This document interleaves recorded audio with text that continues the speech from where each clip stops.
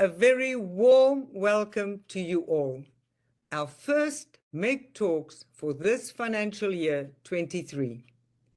After the strict restrictions we all have been experiencing these past 2 years, it is such a joy to move back to normality.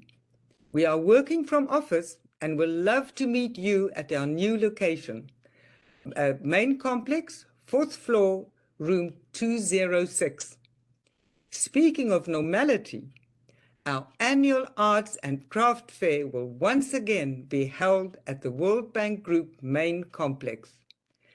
Please make a big, clear note on your calendars for November 1, 2, and 3.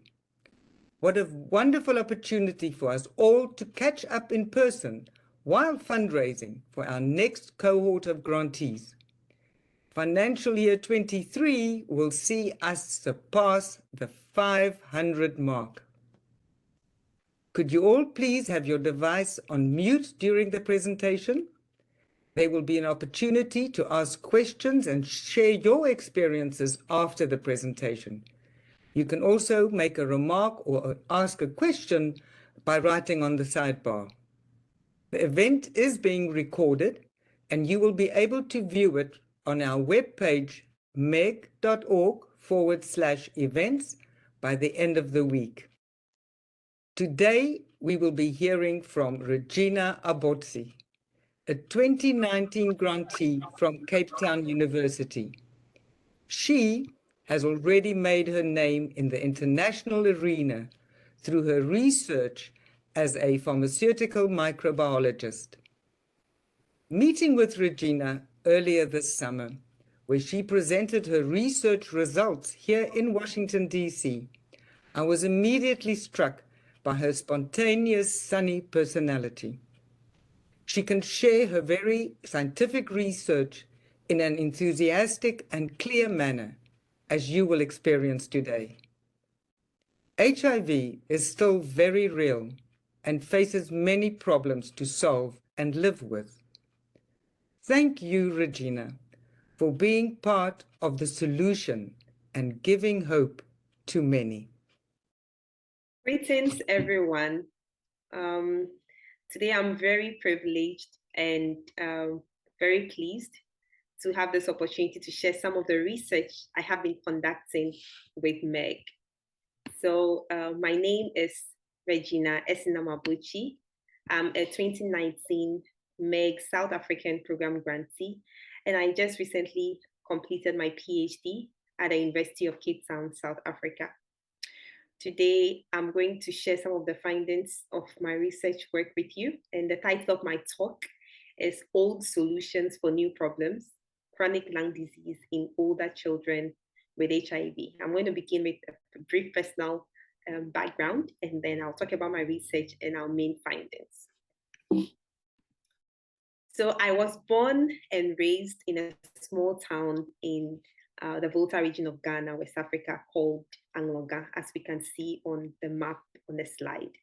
And as I was growing up, I was very fascinated and intrigued by drugs, how drugs can alleviate things like pain, clear infections. I was so intrigued by them. So that forced me or led me to pursue an undergraduate degree in pharmacy and became a registered pharmacist in Ghana. During my pharmacy school days, when I learned about antibiotics, that was the new focus of my fascination, and I wanted to understand it more. And I was particularly intrigued by what seemed to be a tug of war between humans and bacteria. We come up with new antibiotics, and we see that later that the bacteria seems to be one step ahead of us in developing mechanisms to outsmart our antibiotics. So that really interested me. And the part which alarmed me was the fact that if we don't deal with our antibiotic resistant issue, we might be taken right back to the pre-antibiotic era where a simple paper cut can prove fatal to a person. So because of that interest in antibiotics and antibiotic resistance, I pursue both my master's and my PhD programs focused on antibiotic resistance. So my master's degree I completed in University of KwaZulu-Natal, South Africa. And after that, I took a position in University of Health and Allied Sciences in Ghana as an assistant lecturer of pharmaceutical microbiology. before I took up this PhD position at the University of Cape Town, where I looked at antibiotic resistance in the context of children living with HIV in Sub-Saharan Africa. So the findings from my research work is what I'll be sharing with you today. So according to the WHO estimates, about 4 million children are living with HIV globally. And out of those 4 million, more than 90% of them live in Sub-Saharan Africa, as we can see the red coloration of Africa here. Now, the main route of infection for these children is through mother-to-child transmission. But then the rate of this occurrence has declined dramatically as a result of the scale-up of public health interventions that targeted this phenomenon in order to prevent it. Concurrently, increasing number of African children who were already infected with HIV through their mothers during the peak years of 1995 and 2002 are now reaching adolescence and adulthood, and they haven't been diagnosed and treated by their national HIV programs. As this group is reaching adulthood, they are presenting at healthcare centers with chronic diseases that differ from adults living with behaviorally acquired HIV. And these chronic conditions include growth failure, neurological problems, but most notably, chronic lung diseases. Now, these HIV-associated chronic lung diseases are responsible for more than 50% of all HIV-related illness and death. And these chronic lung diseases include tuberculosis and bronchiectasis. Recently, my research team detected a novel and previously undetected chronic lung disease in older HIV-infected children in Sub-Saharan Africa, specifically in the countries of Zimbabwe and Malawi. And this condition is called obliterative bronchiolitis. It is one that we have estimated the prevalence to be more than 30%, meaning that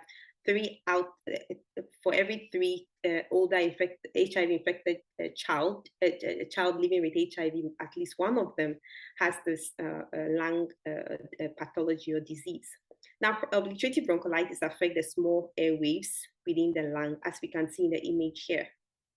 This is a normal bronchiole. It has a thin layer of smooth muzzle and a wide lumen available for gaseous exchange.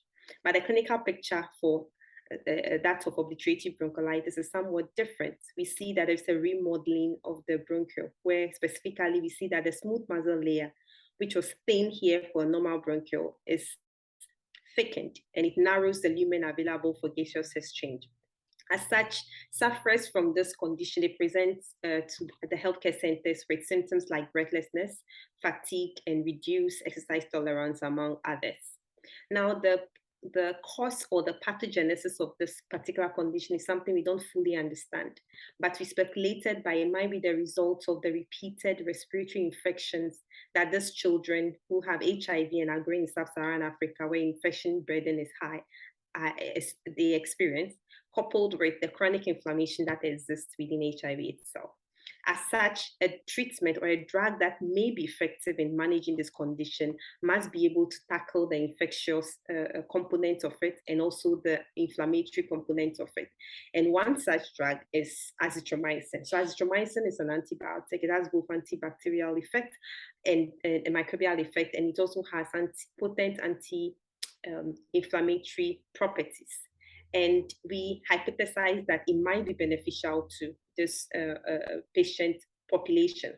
So to test this, we set up a clinical trial in the 2 African countries where we detected this. And the clinical trial is called the BRIEF clinical trial. So we enrolled or recruited children who acquired HIV through their mothers at the Queen Elizabeth Hospital in Blantyre, Malawi, and Harare Children's Hospital in Zimbabwe. So we recruited children aged 6 to 19 years who we established acquired HIV through their mothers and who have been on antiretroviral, which is HIV treatment, for at least 6 months. And once we recruited them and they met our eligibility criteria, we randomly divided these children into 2 groups. The first group, or one group, received azithromycin treatment. The other group received a placebo treatment. And the placebo is just an identical looking tablet to the azithromycin, but without the active ingredients. And both groups received the treatment once weekly for 48 weeks.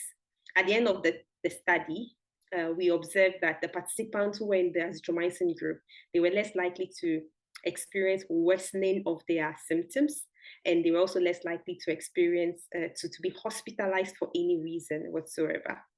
So the results from the clinical trial we published in a scientific journal called JAMA, as we can see here, and this is just 2 of our participants involved in our study. So in essence, we found that, or we proved that azithromycin is beneficial to these patients. But then, because it's an antibiotic, we have concerns about antibiotic resistance, because it's been established in literature that where there is antibiotic exposure, it's followed by a consequent development of antibiotic resistance. The case of antibiotic resistance just is a phenomenon where a bacteria that previously was susceptible or can be eliminated by a particular antibiotic develop ways to outsmart the antibiotic. So any infection resulting from that bacteria will not be cured by that antibiotic. So we were not sure the extent to which this antibiotic resistance problem occurs or within our patient population in response to the treatment that we gave them. And we also didn't know how long or for how long this antibiotic resistant problem may persist. So to be able to answer these questions was the focus of my PhD work, nested under this clinical trial. So we collected samples from the upper and lower respiratory tract. Specifically, we collected nasopharyngeal swabs, which most of us are now very familiar with, because that is what we preferentially use for COVID testing. So the nasopharyngeal swab was to characterize what is going on in the upper respiratory tract. And then we also collected sputum samples to be able to determine antibiotic resistant levels within the lungs itself. So to establish the baseline antibiotic resistant levels, we collected the respiratory samples during enrollment before we started administering the treatment. Then we also collected samples at the end of treatment, which is after 48 weeks, in order to establish or to find out how the antibiotic resistant levels have changed. Then, because we're also interested in understanding how long antibiotic resistance, which may have been increased as a result of the treatment, how long it persists, we also collected the same sample types after 6 months of end of treatment, which is the 72-week time point. And all the samples that we collected, I ran microbiological analysis on them in the lab. So what did we find?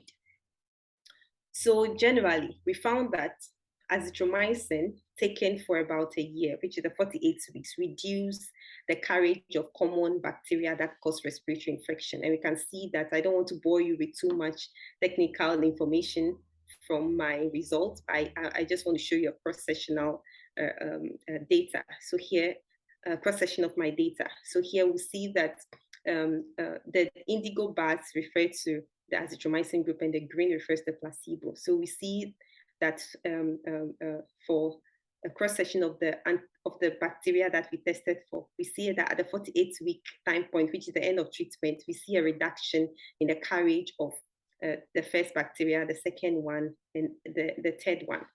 Then we also noticed that although there was a reduction in the carriage of this bacteria, there was an increase in an antibiotic resistance in this bacteria. But then the fortunate thing is that the resistance levels returned to baseline 6 months after the end of treatment, except in the case of the important bacteria, Staphylococcus aureus, where the resistance remained high, as we can see here. So based on my research, we concluded that azithromycin, currently the only drug that has been tested and found to be beneficial to these patients, can be used to prevent the worsening of this condition without major concerns of antibiotic resistance. And this would reduce the absenteeism and the disruption in the education of these older children living with this HIV-associated obliterative bronchiolitis. And overall, it will also improve their quality of life. I will not have been able to complete this work without the kind grant support from Meg. Due to the COVID pandemic restriction and disruption, my PhD extended beyond the period allocated by my original funding.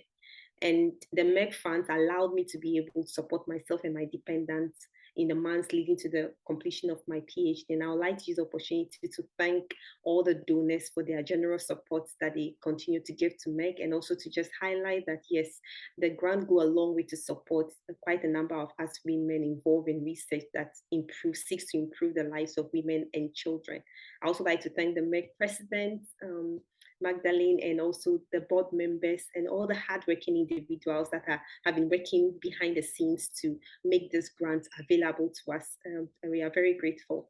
As a result of the work that I've conducted, I received a number of awards, including the prestigious L'Oreal UNESCO for Women in Science Sub-Saharan African Young Talent Award for my work. And the pictures you see on the screen are from the event in Senegal in 2019.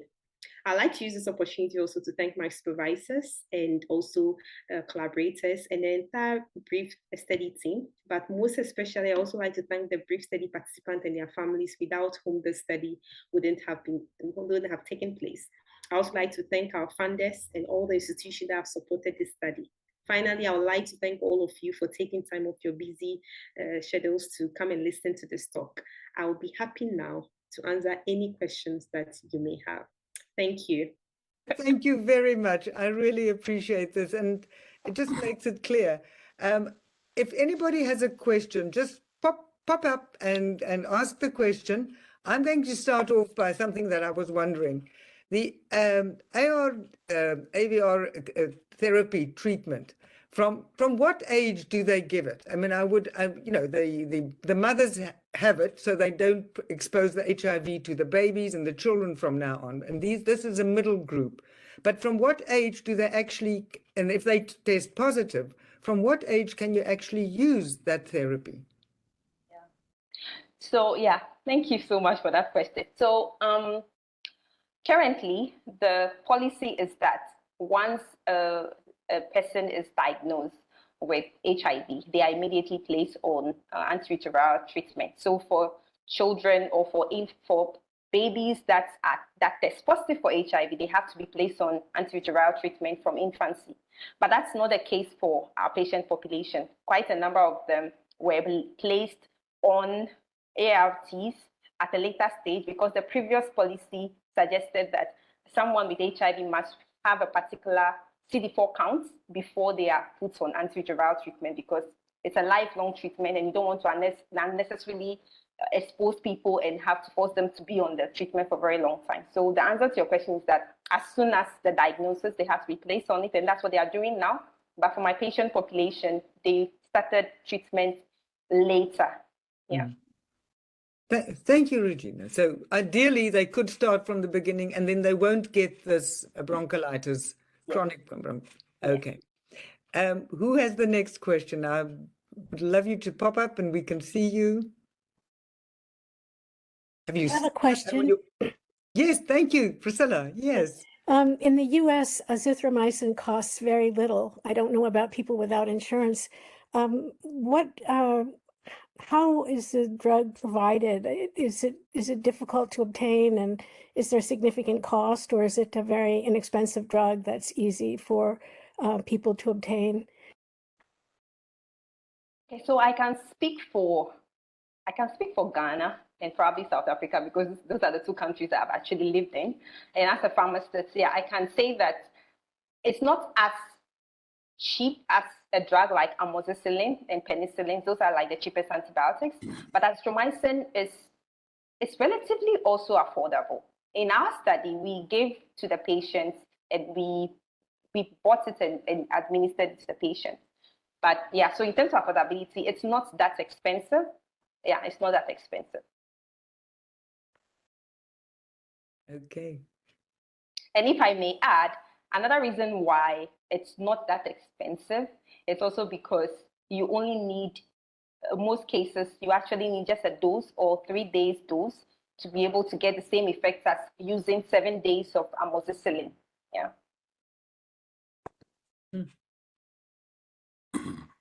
Regina, this is Mary. Hello. Hi. Thank you very much for a fascinating talk. I have a couple of questions, and I apologize if it's because I missed something that you've already said. Two things. First, is this the end? Was this a discrete piece of work and is it over, or is there a next step? And the second question is, when children are given azithromycin, does it mean they have to take it for the rest of their lives to help their lung function, or does it succeed at one point? And which is the point where you get to where you say that giving azithromycin is better than the fact that they're going to turn out to be antibiotic resistant for life? Thank you so much. Those are all very excellent questions. Let me just take it one by one and make sure I remember. The first one, I think I remember the second question, but not the first one. Remind me of the first one. The What's first your one, question? is this a discrete piece of work, and is this the end, or is there a stage two? Okay. So this work, it's a very huge work made up of people looking at the immunology component. I was looking at the microbiology component. We also have people looking at the cardiac component and then the pulmonology. So it's a big consortia of investigators who have come together with the hope of trying to provide a very comprehensive picture of this condition because it's novel. Obstructive bronchiolitis exists in other places, but in the context of HIV, we are the only ones reporting it. It doesn't exist anywhere else. So apart from my work, there is also the cardiac part, which is going on, and there's quite a number of other investigations that are taking place. So the next stage to this work is that we are trying to now put together the data that we've collected from each of the various systems of the body to try to integrate them in order to provide a comprehensive picture of the condition. So it's still work. There's still a lot of work that we still undertaking. Yes. And I'm sorry, the second question. Second question was, will the children have to take azithromycin for life? Oh, excellent. Yeah, that's an excellent question. So basically now, based on the data that we have collected, we know that it's beneficial when it's taken for 48 weeks. We don't have enough data to talk about or to conclude for how long they need to take it. There's been previous work that's been done in other chronic lung conditions where they use azithromycin, like asthma, cystic fibrosis, and some of those clinical trials reveal that beyond like a year and a half, the treatment doesn't have enough, it's no longer of benefit. So they actually discourage the use of azithromycin beyond a year and a half in those patients. So that's a question that we'll need to answer further. And another thing I would like to add is that our clinical trial actually observed that azithromycin didn't actually improve lung function. The beneficial effect is just preventing or reducing the frequency of exacerbation, but it didn't improve lung function. Yeah. Thank you. I'm a Zimbabwean, so I have interest in seeing your results and to see that you did some of your trials at Harare Children's Hospital. Thank you for that. It's a pleasure. There's another question hanging somewhere. Could just share your question or address Regina. Anybody else? Hi there, Regina. This is Stephanie. I'm not sure if you can hear me. I can hear you. Hi, Stephanie. Okay, so sorry if my network is a bit wonky. We currently have load shedding here. South Africa. But thank you so much for the great talk. That's really interesting research, and it's really exciting work. And it's also nice to see a fellow UCT student presenting their work. So kudos to you for that. I actually just wanted to find out, given that you see such a great effect of the drug at the 48-hour time point, and then you start to see the resistance at 72 hours, what then would be, I know it's very preliminary work, but what would be your recommendations to how this drug can then be administered? Like, for example, do you think it's possible then to administer the drug for the 48 weeks and then withdraw it? And what do you think would be the result of that? And also, what do you think this drug would do when it's not taken in combination with like current antiretroviral regimens? Do you not think that maybe there could be some sort of I don't know, interference between the drug and current ART treatments, and how can this possibly be overcome? Thank you very much. That's an excellent question. So the first question, which is about the how long should the drug be used based on the data that we have? Yeah, so based on the data that we have, the drug has to be used for 48 weeks and then withdrawn. And hopefully at 6 months after that, the antibiotic resistant levels are going to go back to baseline. That's all that we can say now based on the data we have. We can't speculate beyond what we've done. And then the second question about, I'm so sorry, I'm trying to remember the second question again. Please remind me the second question. I was just asking, how do you think this ARTs, interaction with ARTs, yes. ART, yes. I'm sorry, yeah. So currently, the work that we did during the clinical trial, our participants were established on ART. So that's one of the eligibility criteria. They have to be on ART for at least 6 months. Okay. And on top of that, something added cotrimazole prophylaxis.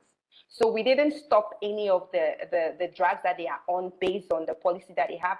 We just added the azithromycin on as an adjuvant drug. So it wasn't like we stopped them and then we give them only azithromycin, but we just added it on to the drugs they are already taking, because in actual practice, we can't ask them to stop taking their ARTs to take only azithromycin. We're trying to sort of create what is actually possible to be done in the clinic. So we just added it on. So if there is any interactions with ARTs, at least based on the data we have, especially from the immunology data that we have, it appears to work together well with the ARTs.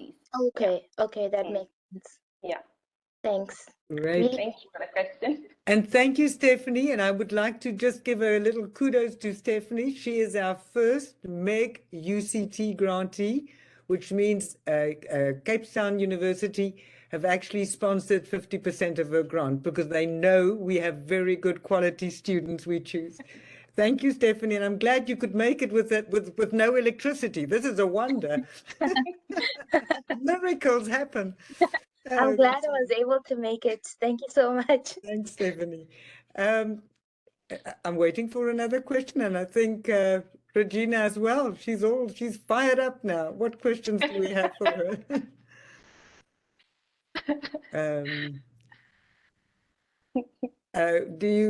Can anybody else see? Just pop in. Just pop in if you have a question. Thank you. Yes. Hi, Regina. This is Hi. Vivian. This is Vivian speaking. I want to congratulate you for all your fantastic work. It's truly admirable, and I wish you continued success.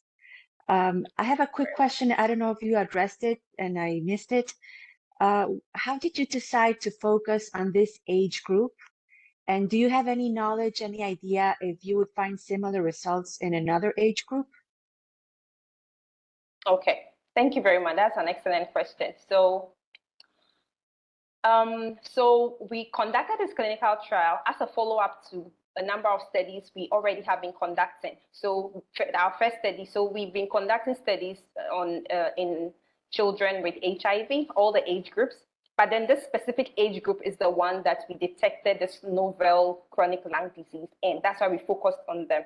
So part of the other justification is that it's like most of our public health interventions are either focusing on adults or children below 5 years old, trying to prevent mother-to-child transmission. And this group seems to be an almost neglected group. Nobody's thinking about them. They were the ones who acquired HIV at the peak years of 1995 to 2002. They are now in their adolescence and adulthood, but they seem to be completely forgotten. Everyone focused on either infants or focused on adults, and they are just neglected. And they are the only ones that we have detected this condition in. That's why we focus our clinical trial on them. Yeah. I hope that answers your question.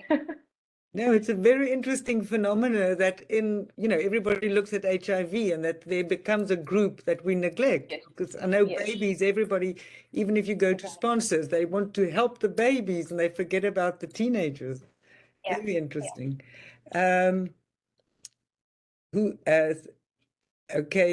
Priscilla gave a little message there. Another question? We have plenty of time if you have. I think if nobody else has a question anymore, I hope you all enjoy our I do have a question. Great, jump in. Yes, How long do you think you can sustain this study?